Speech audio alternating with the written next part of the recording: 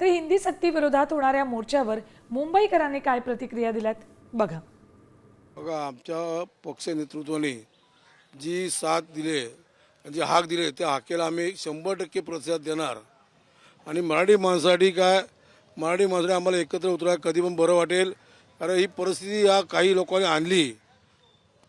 आता आमचे बाळासाहेबांचं एकच वाक्य, मराठी माणसासाठी बाळासाहेबांनी इथे शिवसेना पक्ष स्थापन केला. त्यामुळे मराठी माणूस ताट मान करून उभा आहे. त्यासाठी उद्धव साहेबांनी जे साथ दिले त्यामुळे आम्ही 100% एकत्र येणार आणि एकत्र मोर्चा काढणार.